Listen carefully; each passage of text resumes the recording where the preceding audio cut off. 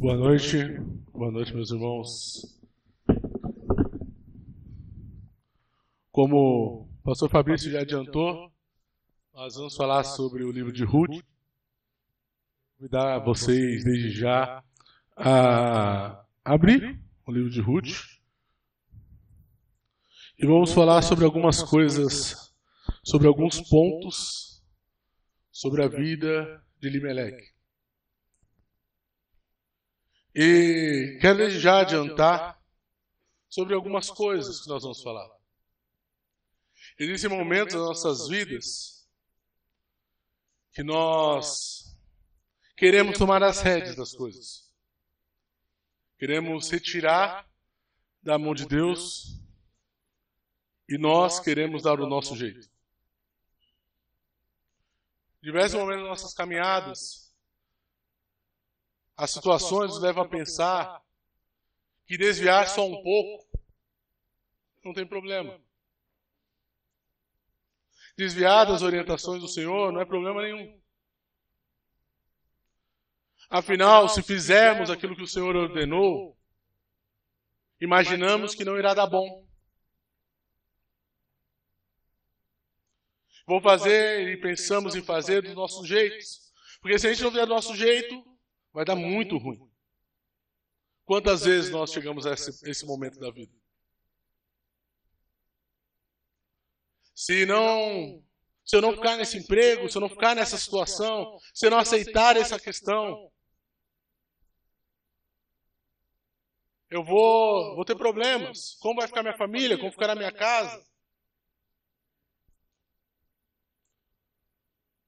Se eu não fizer da forma X ou Y a respeito da minha casa, como ficará? Afinal, eu preciso me aliviar, eu preciso também ter prazer.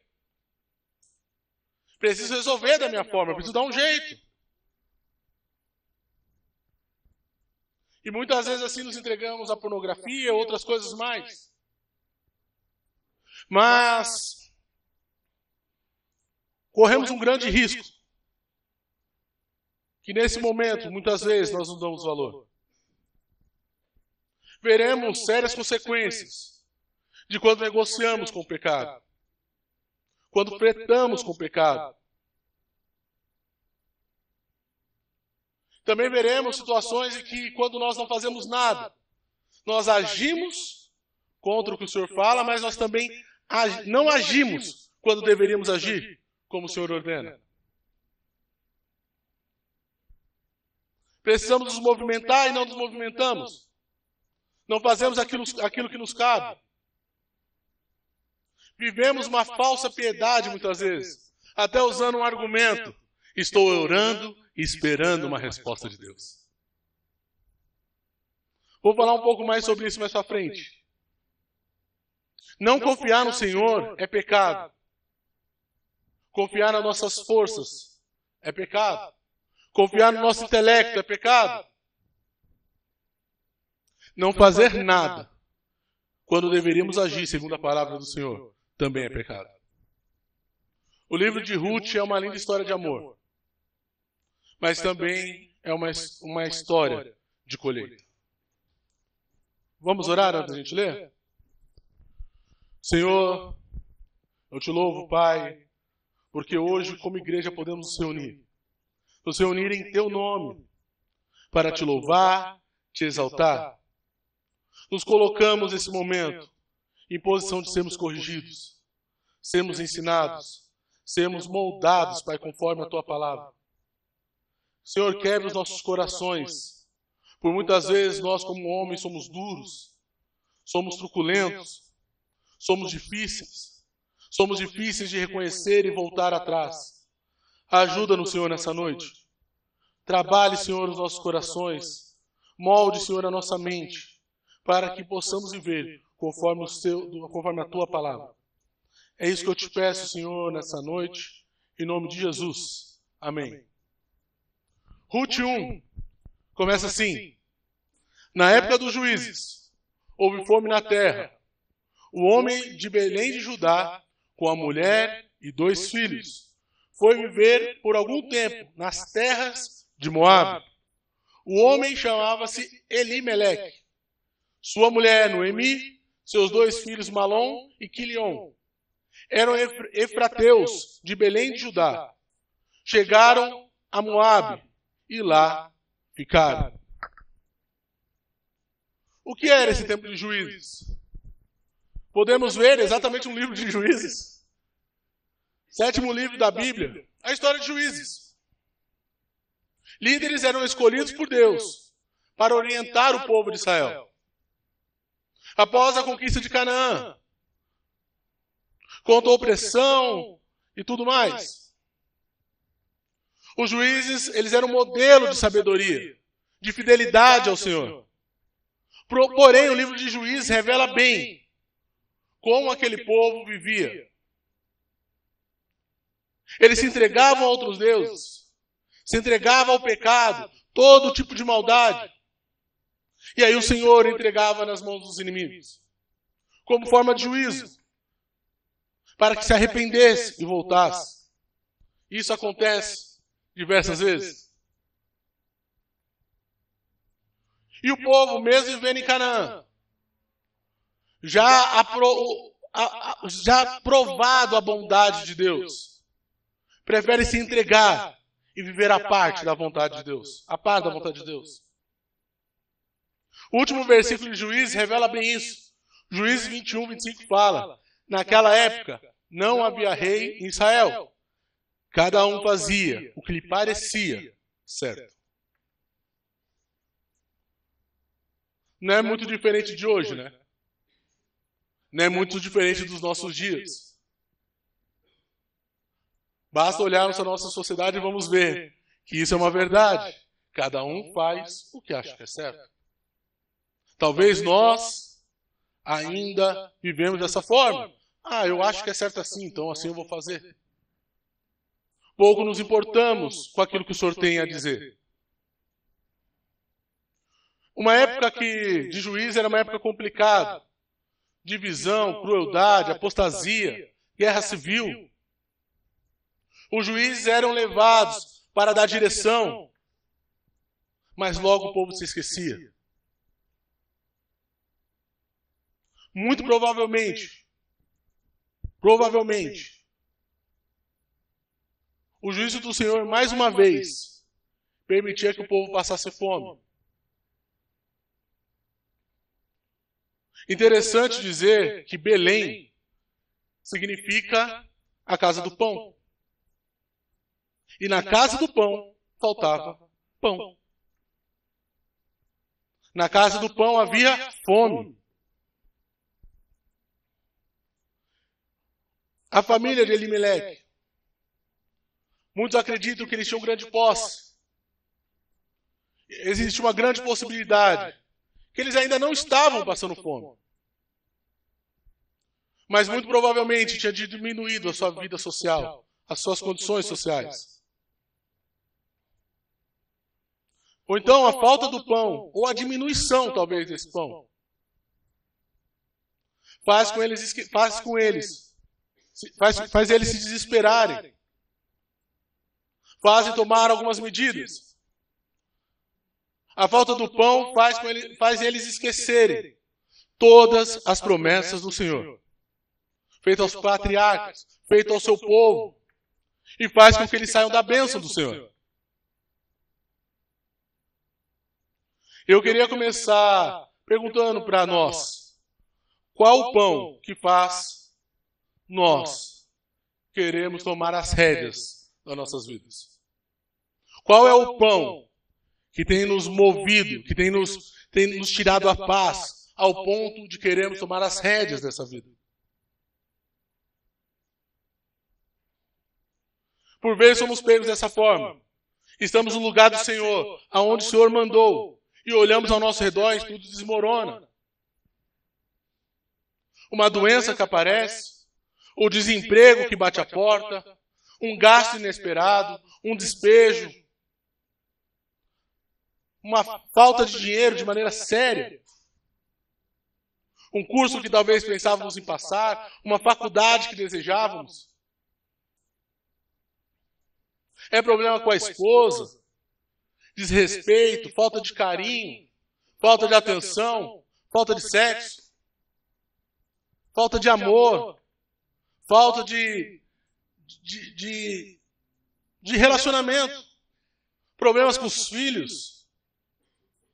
E sabemos bem que por muitas vezes até aguentamos, mas quando essas coisas atingem o outro lado, isso sim nos desestabiliza.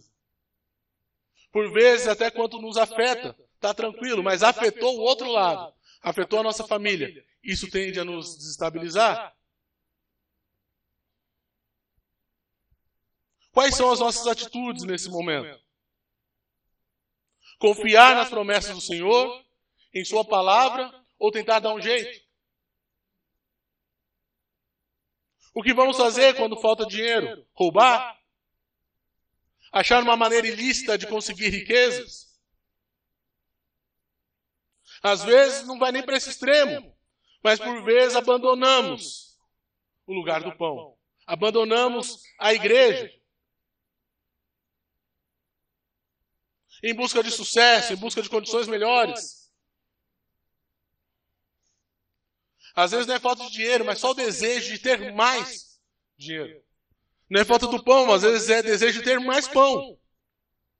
Trabalhamos de domingo a domingo, sumimos da igreja. Vai prestar um concurso que sonha, some da igreja, abandona os afazeres, abandona. O casamento não vai bem, se desespera, arruma um amante, corre para a pornografia. As brigas não cessam. E eu decido me vingar. Elimeleque, que apesar de significar confiar em Deus, submissão a Deus, se mostra em uma vida de fachada. Apesar do seu nome significar isso, ele demonstra sua grande falta de fé em Deus, de confiar em Deus. Tem fama de ser, mas o seu íntimo verdadeiramente não é. Elimeleque pega sua esposa e seus filhos e tem a brilhante ideia: vamos para a terra de Moabe. Talvez você esteja se perguntando, mas o que tem a ver? Poxa, ele só mudou de cidade. Eu faria o mesmo. Poxa, eu não estou bem aqui em BH, eu mesmo, saí de São Paulo. Vim parar em Belo Horizonte. Não estava bem, as coisas não estavam legais em São Paulo. Mas não era simplesmente uma troca de cidade. Eles estavam saindo da terra do Senhor, da terra que o Senhor deu a eles, para a terra dos inimigos do Senhor. Elimeleque estava tirando a sua família do local da bênção do Senhor para levar para a região, para o terreno do inimigo. Abandonaram onde o Senhor era adorado, aonde o templo estava, para adorar ao Senhor, para ir para Moabe, onde não tinha templo, onde não tinha lugar de adoração.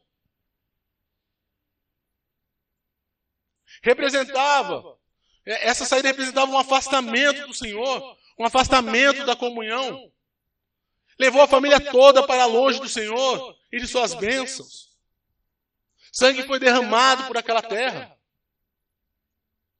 A terra era prometida pelo Senhor, local de bênção. Pior, em vez de pedir ajuda a outras tribos, preferia pedir ajuda aos inimigos. Era fato que a relação não estava muito boa entre as tribos. Era uma situação muito complicada. Mas ainda pior era pedir ajuda ao inimigo. Afinal, é melhor pedir a um irmão, obrigado, ou pedir ao inimigo? É melhor pedir a um irmão que está sobre a bênção do Senhor, ou ao inimigo? Moabitas eram inimigos, fruto de um relacionamento incesto de Ló com sua filha. Deuteronômio 23, o 3 fala assim: nenhum amonita, ou moabita, ou qualquer dos seus descendentes, até a 10ª geração, poderá entrar na Assembleia do Senhor, pois eles não vieram encontrar-se com vocês, com pão e água no caminho, quando vocês saíram do Egito. Além disso, convocaram Balaão, filho de Beor, para vir de Petor, da Mesopotâmia, para pronunciar maldição contra vocês. No entanto, o Senhor, o seu Deus, não atendeu a Balaão e transformou a maldição em bênção para vocês, pois o Senhor, o seu Deus, os ama. Olha o sexto.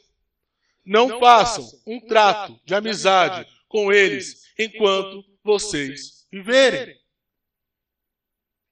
Existe uma ordem específica, clara, para que isso não acontecesse. Não deveria ter tratado de amizade. Esse povo tinha tentado subjugar o povo de Deus. Tentaram com Balaão e fracassaram. Mulheres moabitas para seduzir o povo de Deus. Para misturar o povo de Deus. Começaram a cometer imoralidades sexuais. Participar de idolatrias. Foram governados 18 anos. Mas Elimeleque pensou, está aí. O melhor é estar na terra do meu inimigo do que na vontade de Deus, do que sobre as bênçãos de Deus. Vai ser rapidinho. É rapidinho. Vou só dar um pulinho ali e já volto. É só até eu me estabilizar. Eu vou abandonar a igreja rapidinho. É só até as coisas voltarem para o lugar. Você entende? Eu acabei de ter filhos. Você entende? Poxa, eu preciso sustentar minha casa. Não negociamos com o pecado. Elimeleque, apesar de significar a confiança no Senhor, ele demonstra a sua vida de fachada. Demonstra que a sua segurança não está no Senhor, mas está nos seus bens, está nas suas posses. No que ele pode ver e naquilo que ele pode controlar. Demonstra o quanto falta fé em Deus. Ele tem uma brilhante ideia. Vou-me embora. Tem mais fé que seus inimigos podem lhe dar algo de bom do que o que o Senhor pode lhe dar. Ele preferiu sair da bênção para negociar com o pecado.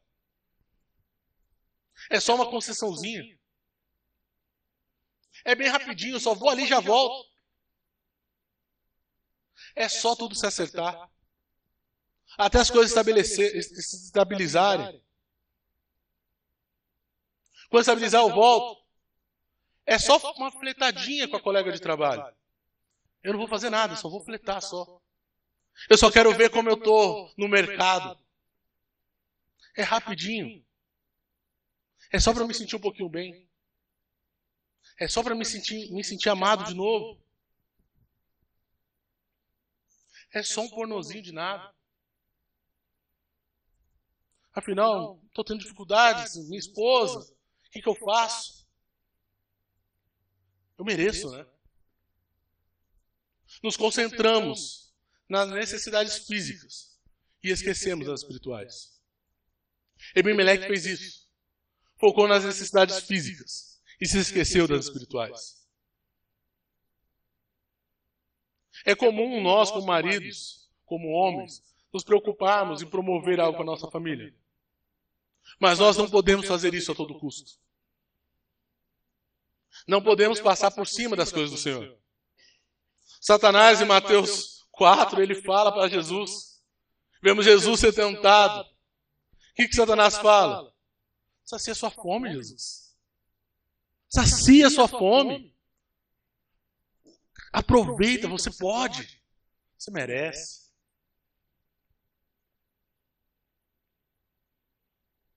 Mas Jesus, o que Jesus responde?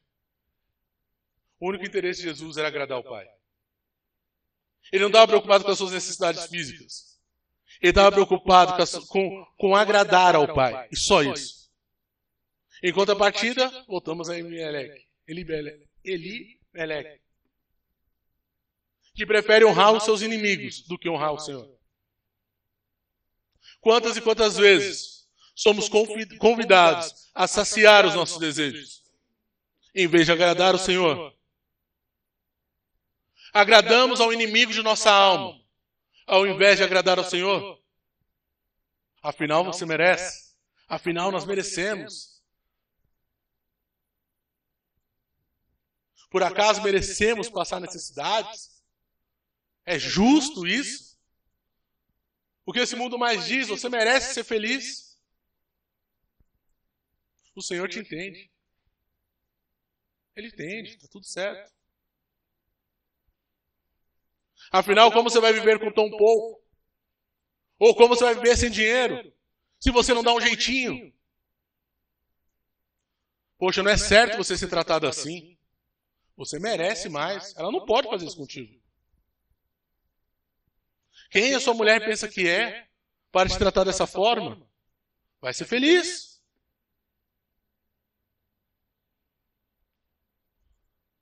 Não podemos trocar nossa confiança no Senhor. Elimeleque trocou sua confiança no Senhor. Depositou toda a sua confiança nos inimigos. Por quantas vezes vemos assim? Confiamos em nossos esquemas financeiros. Confiamos na nossa conta bancária. É comum ensinarmos nossos filhos a estudar para concursos. Se matar de estudar por concursos. Por que isso? Porque esperamos algo para se apegar. Nós queremos ter segurança. Nós imaginamos, se meu filho passar nesse concurso, ele está seguro. Colocamos nossa confiança e ensinamos muitas vezes os nossos filhos a confiar em concursos, não na mão do Senhor. Por vezes, cobramos mais que ele estude para um concurso do que a leitura da Bíblia. E eu não estou aqui dizendo que é ruim. Não estou dizendo que você não deva prestar concurso. Não estou dizendo que você não deve estudar. Mas por vezes, nós somos mais movidos a incentivar eles a passar no concurso do que propriamente ler a Bíblia. A custo do quê? A custo de um relacionamento com Deus? Abandonar seus mandamentos? Abandonar a comunhão dos santos? Somos bons em arrumar desculpa. Afinal, o Senhor falou que eu tenho obrigação com a minha família. Eu tenho que cuidar da minha casa. Assim vou trabalhar de domingo a domingo. Vou deixar as coisas do Senhor para depois, porque eu preciso cuidar da minha casa. Aparentemente, temos um ar de piedade, somos piedosos, como se isso, mas na verdade é uma grande mentira. Paulo, em Atos 20, 24, fala: todavia, não me importo, nem considero a minha vida de valor algum para mim. Em meio ao caos que Paulo vivia e viveu, mesmo de um futuro incerto, ele faz essa declaração. Em tempos difíceis, precisamos matar nossas vontades e manter a vontade do Senhor. Confiar que Deus pode nos tirar da situação. E se Ele não tirar, Ele irá nos sustentar nessa situação. Versículo 3. Morreu Elimeleque, marido de Noemi. Ela ficou sozinha com seus 2 filhos. O pior acontece. Morreu. Onde ficou as forças de Elimeleque? O que aconteceu com o seu vigor, com as suas forças? Morreu. Acabou. Esse é o problema. Procurar resolver as coisas com as nossas forças. Ele morreu. Quem resolverá agora o problema de sua família? Agora sua família está na mão de quem? Dos inimigos. As nossas forças, elas acabam, meus irmãos. Se nós não morrermos, nós vamos cansar. Pode ter certeza disso. Quem cansa vive irritado, bravo, reclamando, triste. Nós precisamos renovar nossas forças no Senhor. Pior do que nossas forças se acabarem é não dar tempo de voltar atrás. Não deu tempo de Elimeleque voltar atrás. O lugar mais seguro para manter nossas esposas e filhos não é em condomínio de luxo. Não é na melhor escola que a gente pode pagar. Não é na melhor viagem que a gente possa dar a eles. Não é a quantidade de dinheiro que conseguimos colocar em nossas casas. Isso tudo não é ruim. Entenda que eu não estou pregando contra essas coisas. Mas o lugar mais seguro para a nossa família estar é manter ela no centro da vontade do Senhor.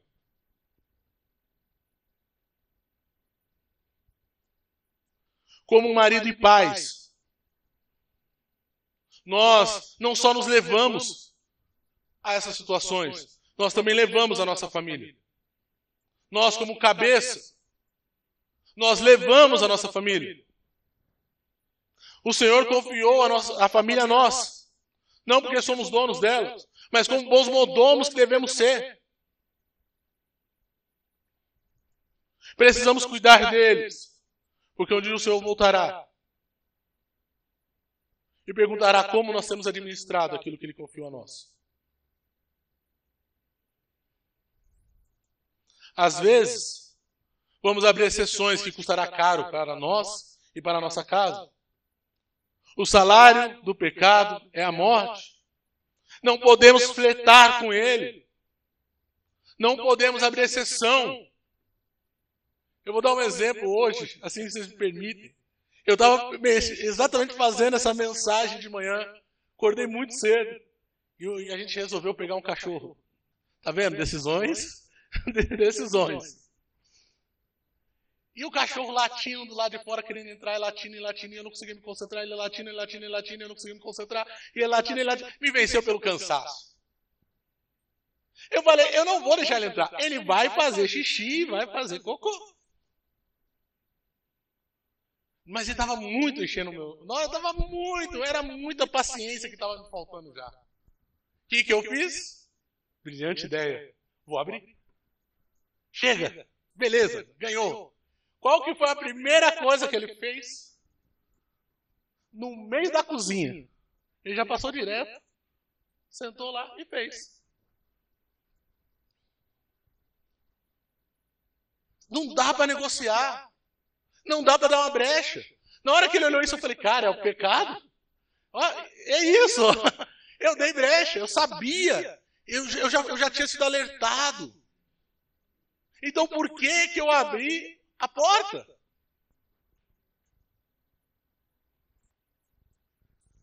Nós estamos, ou deveríamos, estar em guerra com o pecado.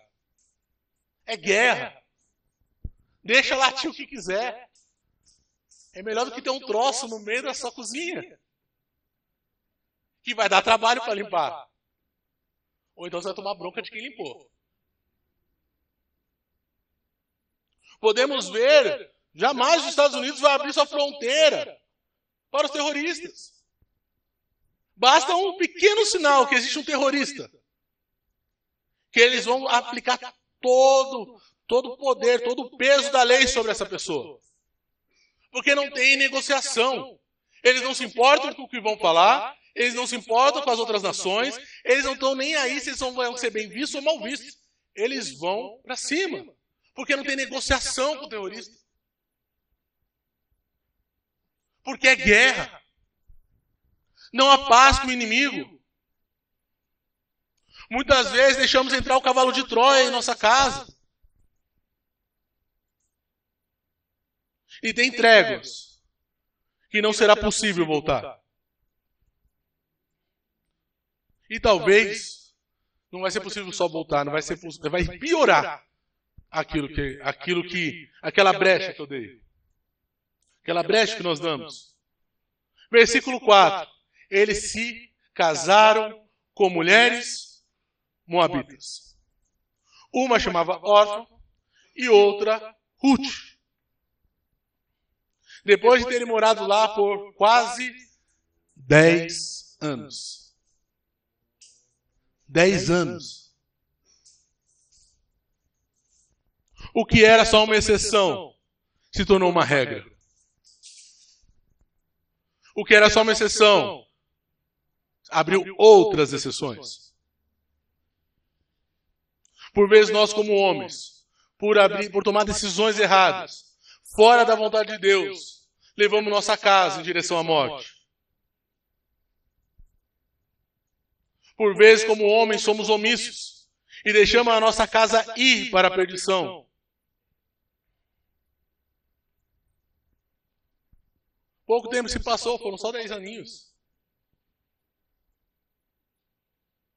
Nós, por muitas vezes, não pecamos só por ação errada, mas por omissão.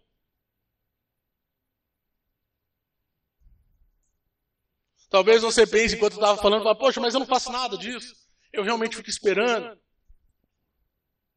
Deixa as coisas acontecer, eu fico tranquilo. Ambos são pecados. Você agir fora da vontade de Deus é pecado.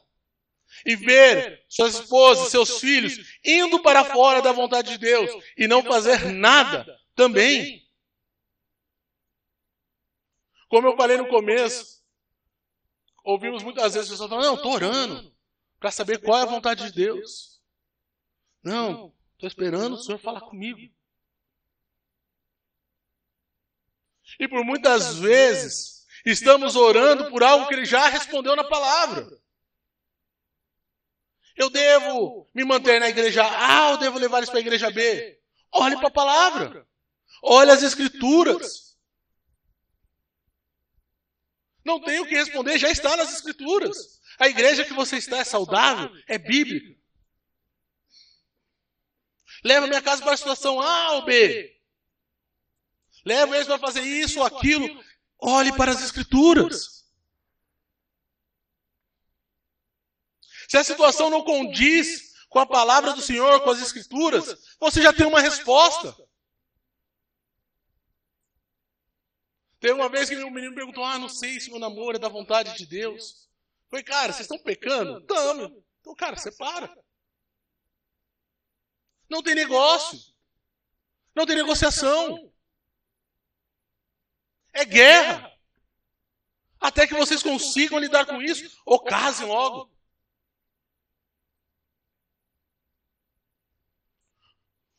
Por vezes que eu devo mudar de cidade, não devo mudar de cidade, eu devo ir para o emprego A, para o emprego B. A primeira coisa, mudar de cidade. Você já olhou se tem uma igreja fiel para você ir para lá? Tem uma igreja para acolher a sua família, mas muitas vezes nós nem olhamos e nem lembramos disso. Colocamos a questão financeira, a promoção, o melhor emprego, e nem lembramos se lá vai ter um lugar saudável para poder congregar junto com a minha família.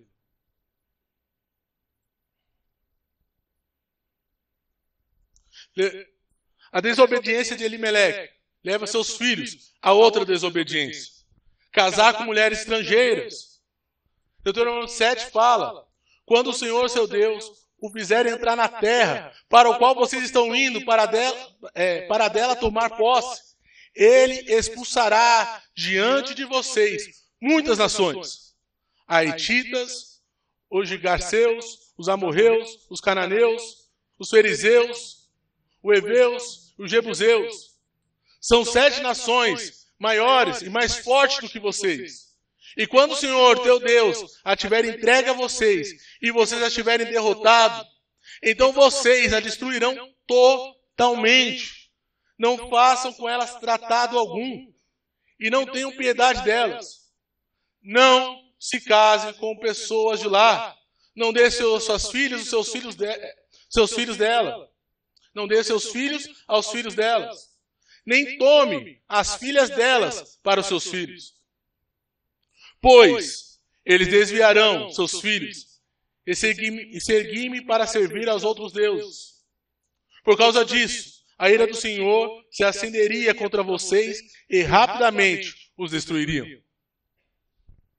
Assim, vocês tratarão as nações, derrubem seus altares, quebrem suas colunas sagradas, cortem os seus postes sagrados e queimem os seus ídolos. Foram as mulheres moabitas. no tempo de Moisés, que seduziram homens israelitas, conduziram a imoralidade, idolatria, que resultou na morte de 24 mil pessoas. O pai conduziu toda a sua família ao engano. O homem que deveria cuidar da sua família, principalmente espiritual, de maneira espiritual, leva o caminho do erro. Temos o dever de levar nossa família, conduzir nossa família através da palavra de Deus. Repelir tudo que não condiz com a palavra do Senhor. Não podemos omitir ao ver a nossa casa caminhando contra a palavra do Senhor e simplesmente ignorar. Os seus filhos poderiam ter voltado para a terra do pão. Por que não voltaram? Provavelmente porque aprenderam. Eles viram um exemplo. Aprenderam a viver por vista e não por fé. Afinal, seu exemplo maior viveu e morreu pensando assim. Já estavam acostumados com aquela situação. Já estavam acostumados em viver daquela maneira.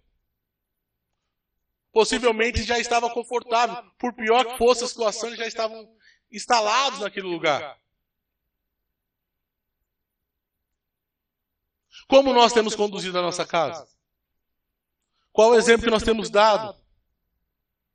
Temos vivido por vista ou temos vivido por fé?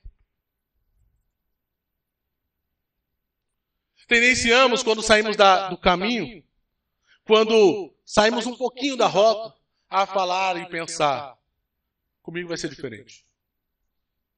Sei onde eu estou pisando. Estou alerta. Eu consigo. Eu tenho força. Oh, eu tenho experiência com Deus, rapaz. Deixa comigo.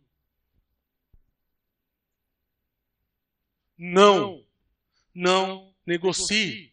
Corra sentido contrário se necessário. Fuja da aparência do mal. Salve a sua família. Mas Noemi tem seus filhos. Ela está tranquila. Eles vão cuidar de Noemi. Olha o quinto. Morreram também Malom e Quilion. E Noemi ficou sozinha, sem os 2 filhos e sem seu marido. Noemi agora está sem seu marido. E também sem os seus 2 filhos. Mas à frente vamos ver que ainda ela tem as noras na cola dela.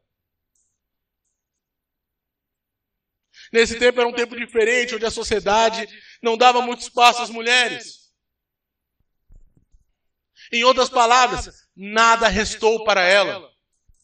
Aquilo que Elimeleque tanto se esforçou, tanto se dedicou para poder trazer talvez um conforto, trazer uma segurança, ruiu.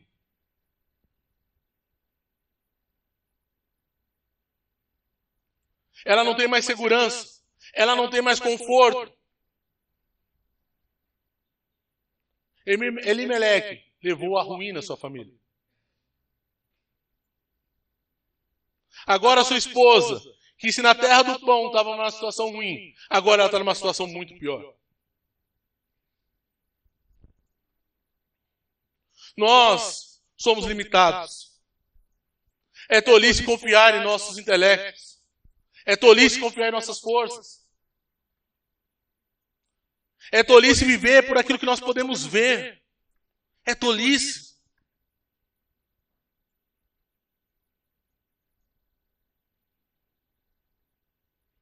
Ainda que seja uma correção do Senhor, aquilo que nós estamos vivendo, não temos um lugar mais seguro para estar. Lá em 2 Samuel, nós vemos um momento que Davi, ele desobedece ao Senhor. Ele faz um levantamento e por arrogância e tudo mais, e ele ofende, ele peca contra o Senhor. No 10 ele fala: pequei gravemente com o que fiz. E é interessante. Gade fala para ele, fala assim, olha Davi, e agora? Vou te dar, você tem 3 opções. O bom, o ruim ou o mais ruim? É basicamente isso. O que você prefere? 3 anos de fome em sua terra? 3 meses fugindo de seus adversários, que o perseguirão? Ou 3 dias, praga em sua terra? Pense bem e diga-me o que deverei responder àquele que me enviou. Olha o que Davi responde. É grande a minha angústia. Prefiro cair nas mãos do Senhor, pois grande é a sua misericórdia, e não nas mãos dos homens. Olha que Davi ele vai na contramão de Elimeleque. Ele prefere confiar. Ele sabe que por mais difícil que seja, ele prefere confiar no Senhor. Ele prefere estar nas mãos do Senhor, porque ele sabe que o Senhor é misericordioso. Elimeleque não. Ele se esqueceu desse pequeno detalhe. É melhor estar nas mãos do Senhor do que na mão dos homens, na mão do nosso chefe, na mão do banco. 6. Quando Noemi soube em Moabe que o Senhor viera em auxílio do seu povo, dando-lhe alimento, decidiu voltar com suas 2 noras para a sua terra. Assim ela, com as 2 noras, partiu do lugar onde tinha morado, enquanto voltava para a terra de Judá. Quem volta para a terra, quem começa a colocar as coisas em ordem, é Noemi.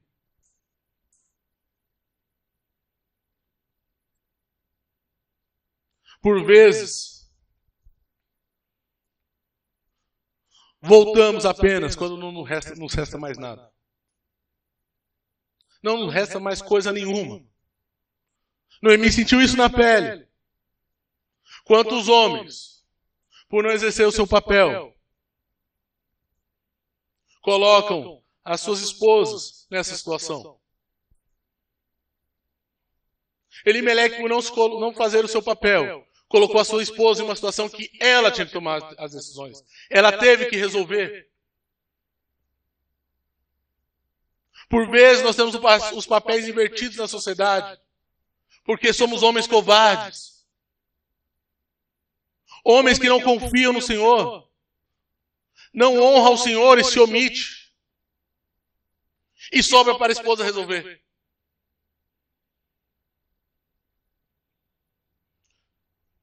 Quantos que se a esposa não viesse à igreja, nem pisaria em uma? Talvez a esposa de alguém teve que brigar aqui para estar aqui hoje.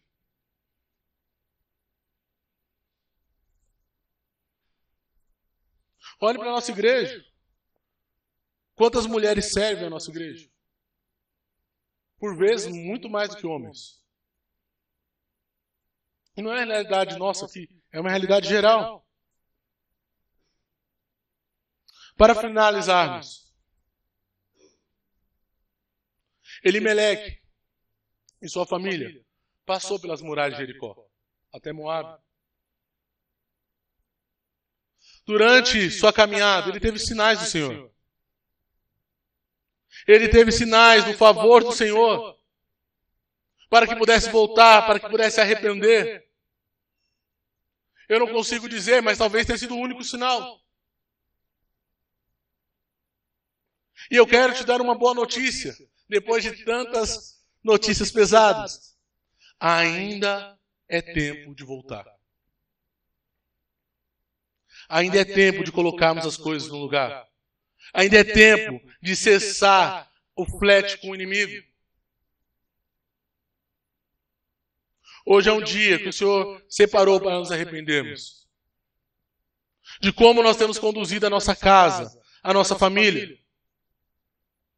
Hoje é um dia de deixarmos de ser hipócritas. Não só temos nome de cristãos, mas realmente vivermos como pequenos cristos.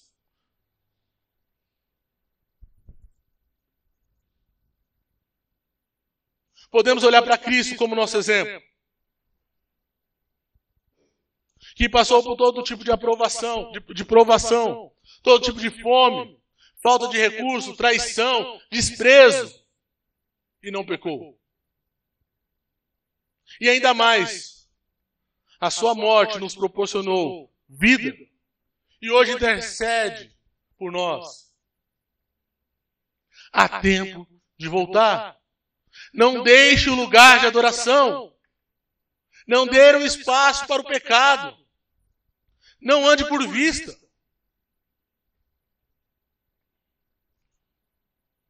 E por fim, como nós amamos a nossa esposa? Amando, confiando e obedecendo ao Senhor. Assim nós iremos transbordar. Assim nós levaremos a nossa casa, onde há toda sorte de bênção. O lugar onde nós podemos confiar que nós não seremos frustrados. Eu quero te convidar a fechar seus olhos, a abaixar sua cabeça. Eu quero te convidar nessa noite a falar com o Senhor. Se arrepender se necessário. A olhar para você, para a sua casa, como você tem conduzido. O que tem sido prioridade na sua casa. As coisas do Senhor. Eu quero fazer você entender e compreender. Tem valido a pena? Aquilo que você tem lutado tanto para trazer segurança, para trazer, para trazer uma proteção, de fato Ele pode te proteger? Ele pode proteger a sua casa? E quando vocês não estiverem aqui, pelo que vocês serão lembrados? O como sua família lembrará de você? Como a sua casa lembrará de você? Nós somos os motivos pelo qual nossa família adora ao Senhor? Ou nós somos os motivos pelo qual nós fazemos eles se afastarem?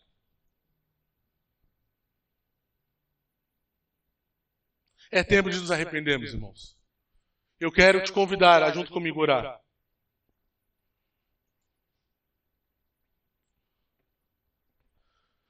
Senhor, Deus de misericórdia, o Deus de amor, o Deus pelo que nós sabemos que podemos depositar toda a nossa confiança. Sabemos que tudo pode estar virado do avesso, mas o Senhor não perde o controle. Ajuda-nos, ó Pai, nessa noite, a alinharmos o nosso caminho com o Teu. Pai, ajuda-nos, ó Pai, a corrigir, a voltar aonde nós tropeçamos como maridos. Ajuda-nos a nos arrependermos, Pai. Que possamos, Pai, conduzir a nossa família não por aquilo que nós podemos ver, não por aquilo que nós achamos correto, não por aquilo que a sociedade diz que deve ser feito, mas que possamos conduzir a nossa casa segundo a Tua palavra, segundo o Teu propósito. Senhor, ajuda-nos, ó Pai, porque de fato somos limitados. De fato, Senhor, nós tropeçamos. Nós não conseguimos por nós mesmos, Senhor. Temos convicção que sozinho nós não vamos conseguir. Nós pedimos, Pai, ajuda-nos.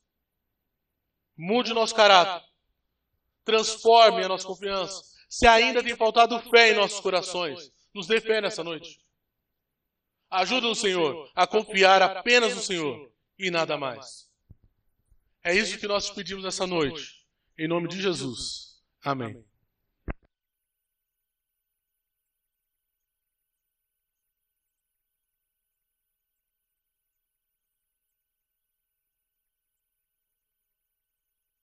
Em Ruth, senhores, quero conversar um pouquinho com vocês, fazer um breve resumo aqui do que o Isaac falou e já quero engatar a segunda marcha e irmos adiante. Ruth faz um paralelo entre dois homens, Elimeleque e o que nós vamos ver agora à frente aqui, Boaz. Elimeleque que morava na terra prometida, como Isaac nos disse. E no momento de crise, de dificuldade, de falta, o que ele fez? Ao invés de ele confiar que Deus o manteria lá e providenciaria, ele quis dar os seus pulos. Ele quis fazer do seu jeito. E ele foi para Moabe, como Isaac nos explicou aqui algumas vezes. Moabe, uma terra de inimigos, de pessoas distantes do Senhor, e ele conduziu toda a sua família para lá. E lá ele morreu, e lá morreu seus 2 filhos, e sobrou a sua esposa. E de lá ela ouve que Deus retornou em misericórdia com Belém. Que Deus estava abençoando novamente a casa do pão, a cidade prometida, a nação, e ela resolve então retornar. Ela chega para suas 2 noras e fala, olha, eu vou embora, mas vocês fiquem, porque vai dar tempo. A cultura judaica, quando morria os 2 filhos, por exemplo, e a mãe teria que ter outro filho para que aquelas mulheres se casassem. E ela incentiva elas a ficarem. Uma delas fica e uma delas vai com ela, Ruth. Mas presta atenção, se coloque no lugar de Noemi. Imagina você voltar para sua terra 10 anos depois, sem o seu marido, sem os seus filhos, sem aquilo que você saiu para buscar. Né? Você saiu com uma ambição. A gente vai encontrar pão. A gente vai encontrar alguma coisa. A gente vai resolver a nossa vida lá. E ela retornou sem nada. E até eu julgo dizer que o ato de ela incentivar suas noras a não vir junto, você vai retornar para Jerusalém ainda com 2 moabitas do teu lado? Com 2 estrangeiras? Com 2 pessoas que não fazem parte da aliança? Que não fazem parte do povo de Deus? Olha, é melhor que vocês nem vão comigo. Mas Ruth resolve retornar. Ruth, aliás, diz a ela, no meio do verso 16, o teu povo será o meu povo, e o teu Deus será o meu Deus. Onde morreres, morrerei, e ali serei sepultada. Que o Senhor me castigue com todo rigor, se outra coisa, não a morte, me separar de ti. Ela queria morrer aonde a sua sogra ia morrer. Não apenas viver. Alguma coisa aconteceu no meio de tudo isso. Alguma coisa durante a vida de Elimeleque, durante os jantares de família, diante de algo, diante da vida de Noemi, ou dos seus filhos, ou algo disso, despertou nela o anseio e o desejo de conhecer o Senhor, de viver para o Senhor, de voltar para a terra do Senhor. E foi isso que ela fez. Elas retornam, elas chegam em Belém e há um alvoroço por causa disso, um alvoroço tipo assim, você viu quem voltou? Você lembra de Noemi, que saiu daqui há 10 anos atrás? Ela retornou, sem marido, sem filhos, pobre. Noemi, quando chega naquela região, pede para não ser mais chamada de Noemi, que significa agradável, e pede para ser chamada de Mara, porque significa amarga. Estava amarga diante disso. Fruto, em grande medida, das decisões erradas do seu marido, de Elimeleque. Elimeleque tirou-as de um lugar, por exemplo, que tinha adoração, que tinha o tabernáculo, que tinha as coisas do Senhor, e levou-as para um lugar onde não tinha mais. Aquilo causou algo naquela família. Isso é um chamado para nós.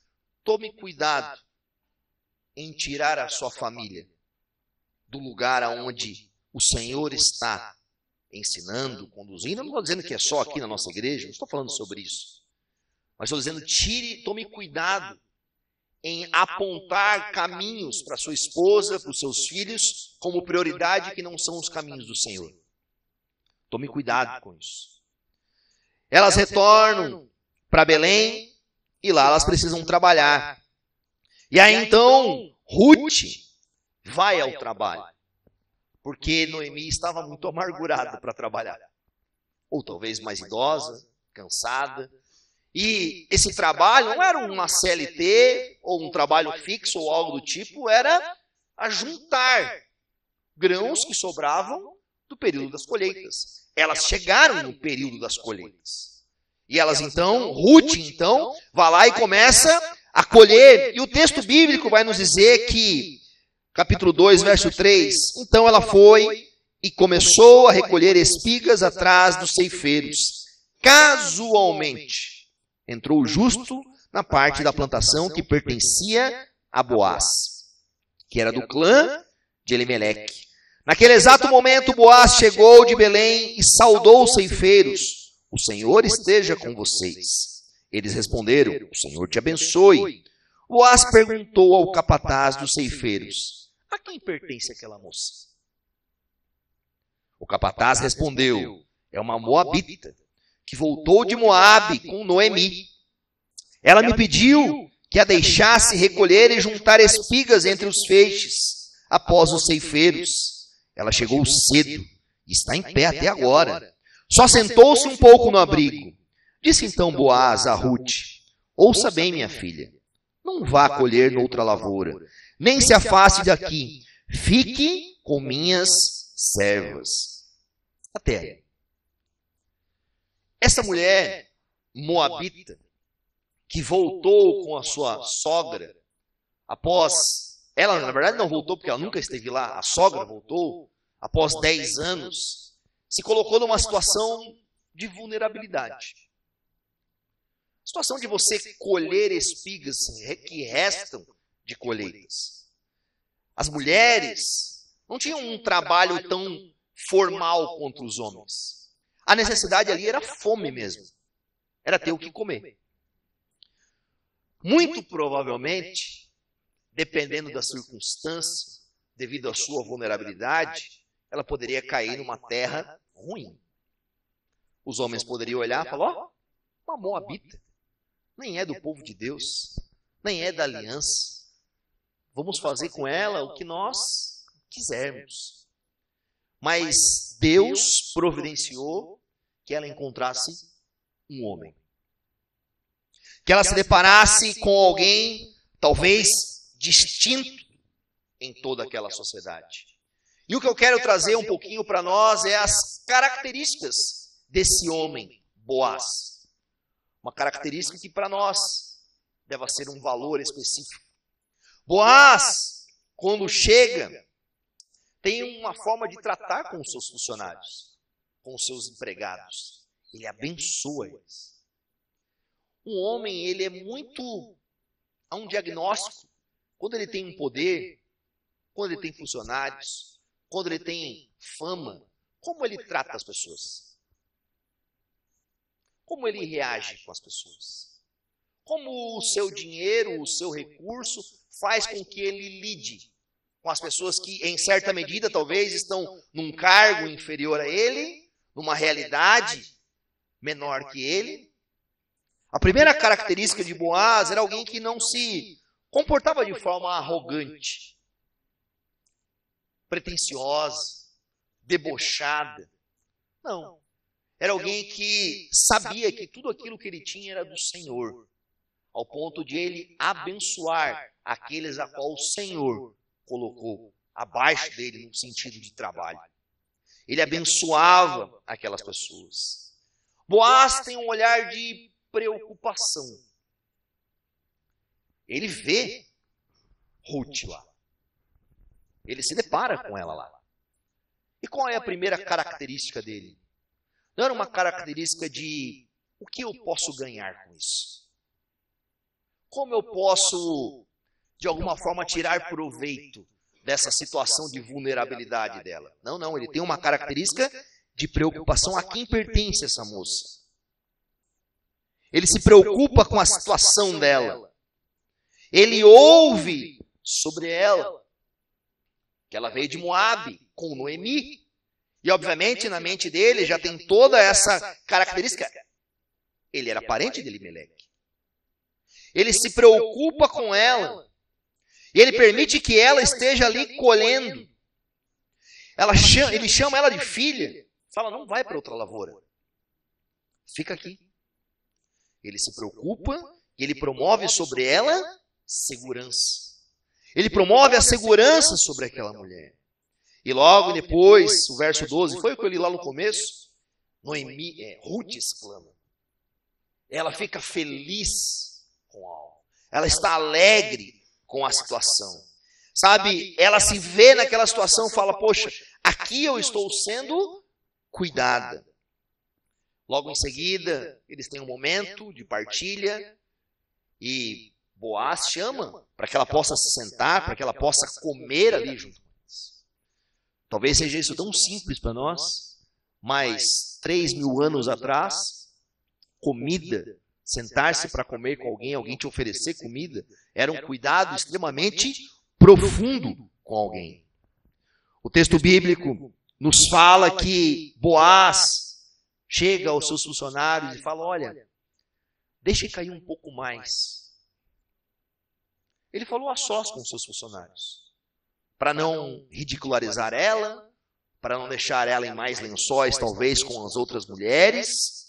Então ela colhe, ela volta para casa, e Noemi, que até então era amarga, vê aquela situação, descobre que Ruth estava nos campos de Boaz, e no verso 20 ela exclamou, seja ele abençoado pelo Senhor, que não deixe de ser leal e bondoso com os vivos e com os mortos. Que Deus não deixe de ser leal e bondoso. Presta atenção em algo. Está ressurgindo no coração de Noemi uma aliança, uma lembrança de que Deus é leal.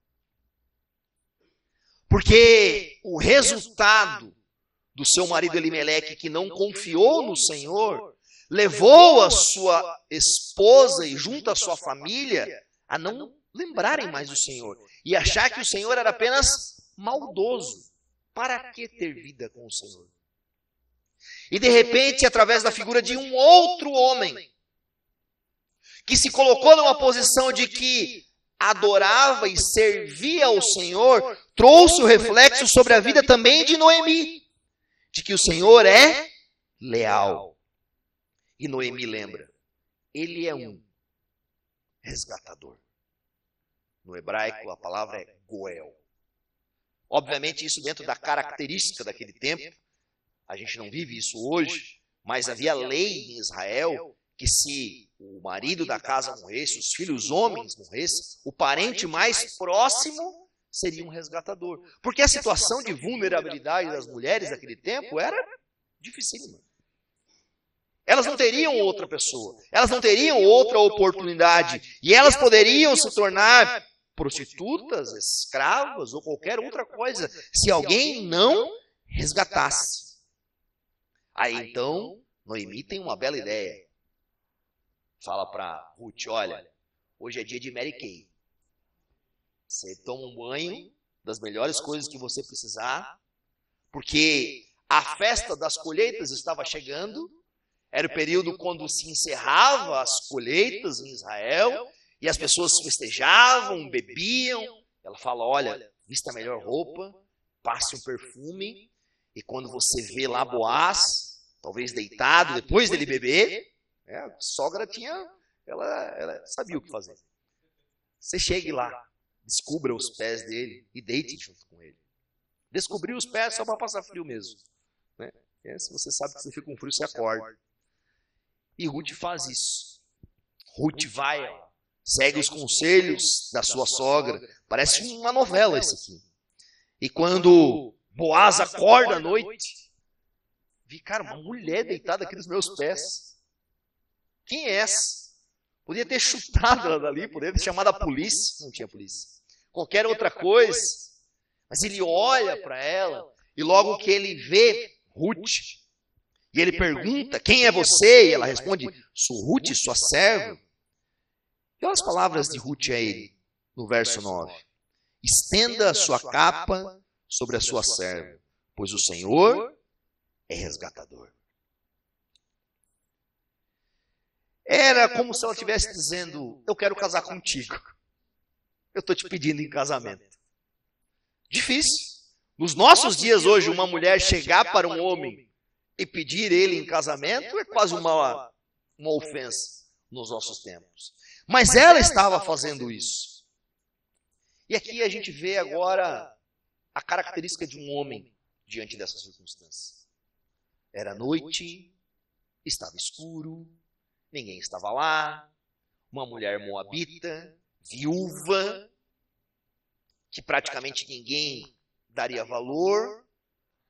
O que muitos homens fariam numa situação como essa? Se aproveitaria dela naquele momento. Ela já estava ali, se oferecendo para ele.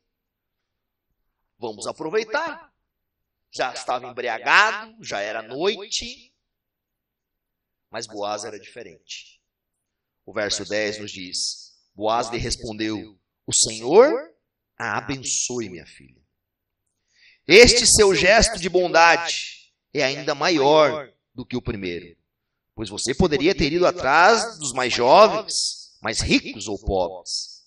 Agora, minha filha, não tenha medo. Farei por você tudo o que me pedir. Todos os meus concidadãos sabem que você é mulher virtuosa. É verdade, sou seu resgatador. Mas há um outro que é parente mais próximo do que eu. Olha a diferença desses dois personagens. Enquanto Elimeleque não levou em consideração a lei do Senhor e o que o Senhor havia designado ao seu povo Israel, Boaz estava lembrando da lei de Moisés, que talvez para alguns seria tão arcaica nesse momento. Poxa, ainda outro resgatador? Ah, mas você precisa seguir isso, porque Boaz entendia que para ter um relacionamento real e correto, ele deveria sim obedecer à lei de Israel. Ele não estava colocando concessões diante disso.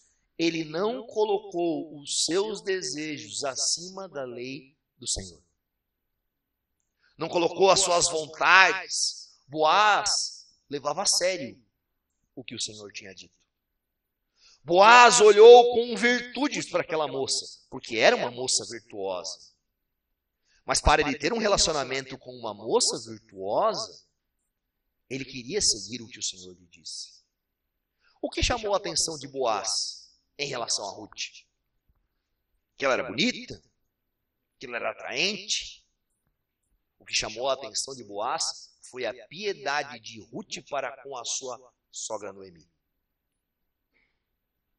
Eu vi e eu ouvi o que você fizeste com a tua sogra. Um ponto aqui para nós. Talvez para os solteiros que ainda não têm esposa. O que você procura em uma mulher?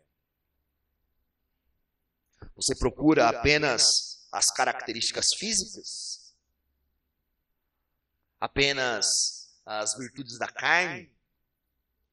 Boaz olhou para Ruth, mesmo uma moabita, mas ele percebeu que a fé dela e a piedade dela eram características de que ela tinha uma aliança com o Senhor. Ele viu nela uma aliança com o Senhor, porque ela havia feito uma aliança com a sua própria sogra. O teu Deus será o meu Deus. Ele olha para isso e isso o atrai. E isso o chama atenção. E isso o leva a se permitir estar mais próximo daquela mulher. Mas para nós, homens casados, será que a nossa preocupação, por exemplo, hoje, com as nossas esposas, o nosso incentivo para com elas, é para que elas continuem florescendo fisicamente ou florescendo espiritualmente? Sabe, há um incentivo da nossa parte para despertar e ver nas nossas mulheres ainda mais piedade e virtudes? Ou nós nos preocupamos com outra coisa? No que nós investimos na vida das nossas esposas? O que nós desejamos para elas? Pegando um pouco do gancho do que o Isaac falou, nós incentivamos para que elas estejam junto ao povo de Deus, aprendendo, crescendo em fé e obediência à palavra? Ou isso não é tão importante para nós? Ou essa característica não é tão necessária para nós? Nós, como homens piedosos, deveríamos desejar que as nossas esposas crescessem em piedade e se firmassem cada vez mais na lei do Senhor e no conhecimento do Senhor. Boaz era um homem que vivia isso e esperava isso. Aliás, ele foi além do que a lei exigia. E a lei exigia em Israel que nos tempos das colheitas você pegasse os grãos, as espigas e o que caísse você deixasse lá. Era uma forma divina de Deus abençoar as pessoas necessitadas. Era uma forma que Deus estabeleceu na sua lei, diante da sua provisão e misericórdia, para que tivesse pelo menos um mínimo para algumas pessoas. Se Noemi não retornasse, lá em Moabe não tinha esse tipo de lei. Não tinha sobras. Não tinha essas coisas. Boaz demonstra ser um homem misericordioso, piedoso, atento, manso, humilde. Quem Boaz nos lembra? Quem de fato é rico e tem todas as terras? Quem de fato é o genuíno misericordioso, piedoso para com as nossas almas? Quem respeita a lei de Deus perfeitamente, ao ponto de, por meio da sua obediência, abençoar as pessoas que estão ao seu redor? Boaz, simbolicamente, ele é um tipo de Cristo. Mas é também um tipo de homem que tem as características de Cristo. Alguém que se preocupa. Um homem como Boaz deveria ser para nós, por exemplo, um alvo de masculinidade. Boaz, ele sai dali e vai resolver a situação. Ele não usurpou dos seus direitos, ele não tomou a força, ele não se aproveitou da vulnerabilidade daquela mulher, mas ele falou, eu vou resolver isso. E se você ler o texto de Ruth, ele vai atrás desse resgatador, e Ruth então volta, vai falar para Noemi o que aconteceu, e Noemi fala, olha, ele vai resolver. É só aguardar e que ele vai resolver. E ele vai, e ele resolve, e ele retorna-se então após isso, e a gente vê o casamento entre eles. E é interessante que Boaz não tem uma preocupação em primeira instância consigo. Ele tem uma preocupação com ela. Ele se preocupa com ela. Ele era um homem que se preocupava com o seu trabalho, que agia em prol dos seus funcionários. Mas ele era um homem que desejava casar e constituir família, mas não a qualquer custo. Não desejando violar a lei de Deus. Ele era um homem que entendia que o pacto com Deus era tão importante do que o pacto com o próximo. Ele entendia esse amor pactual do Senhor, essa aliança do Senhor. E ele olhava para os seus relacionamentos buscando isso. E não apenas explorando a fragilidade. Ele era um homem que desejava honrar a sua mulher, mesmo antes do casamento. Quando Ruth se deita, ele não faz nada, e logo de manhã ele fala, olha, é melhor que você vá antes que as pessoas vejam, porque elas podem pensar alguma coisa de nós. Ele olha para ela e tem atitudes de honrar ela antes mesmo de eles terem uma aliança. Aliás, Se nós não conseguimos honrar as nossas esposas antes do casamento, no namoro, no noivado, meu irmão, não espere honrarias posteriormente. Geralmente você traz já um monte de situação difíceis para dentro disso. Boaz era um homem não passivo, como Elimeleque, que ficou 10 anos lá para ver no que ia dar. Não. Ele saiu para resolver a situação. Eu preciso resolver a situação. Existe uma bênção do Senhor e uma graça sobre isso, mas existe uma responsabilidade sobre mim. E eu devo cumprir com essa responsabilidade. E ele não descansou antes que isso se colocasse em ordem. E o texto de Ruth termina nos falando sobre o casamento deles, sobre o filho de Boaz e Ruth, e vai apontar depois lá para a genealogia de Davi. E quando você vai ler a genealogia de Mateus, lá também está o casal Boaz e Ruth.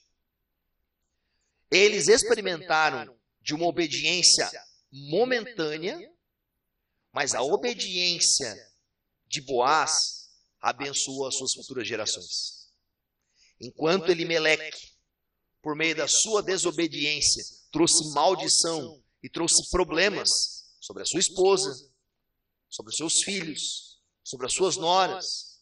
Nós hoje, aqui 3.000 anos depois, estamos lembrando de um homem que obedeceu e hoje está lá estampado na genealogia de Jesus Cristo.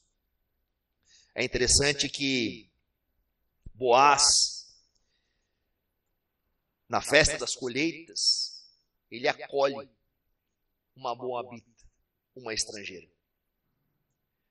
Anos depois, no Pentecostes, que era a festa das colheitas, Jesus estava acolhendo todos os outros estrangeiros.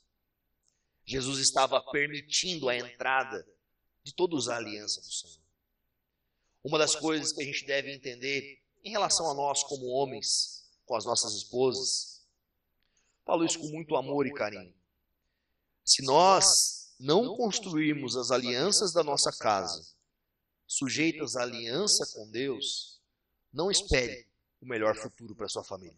Eu não estou falando isso de forma só, para jogar uma maldição sobre isso. Eu estou falando isso porque isso é parte. Sabe, se dentro da nossa casa nós não temos a percepção disso, de que o mais importante, além do que comida, bebida, fartura e outras coisas, é alicerçar a nossa família debaixo da aliança com o Senhor, o que nós esperamos para os nossos filhos? Essa semana, eu e minha esposa, nós completamos 12 anos juntos. E eu estava preparando a mensagem, refletindo sobre isso essa semana. Meu filho faz 10 anos agora, no domingo, e o Noah em breve faz 4 anos. O que eu almejo para os meus filhos no futuro? Que eles se casem, por exemplo, com mulheres moabitas, que não estão debaixo da aliança e vivam de qualquer forma, de qualquer jeito? Não, de forma nenhuma. Mas se eu fizer pequenas concessões hoje, eles darão continuidade em grandes concessões amanhã. Se dentro da minha casa hoje, eu não demonstrar para eles a importância de que é amar o Senhor, respeitar o Senhor e viver para com o Senhor, o que eu espero que eles farão amanhã, lá na frente? Talvez eles vão dizer assim, meu pai fazia isso sempre. Meu pai, no tempo de crise e de problemas, ele ficava irritado, xingava, esbravejava, resolvia as coisas de qualquer forma.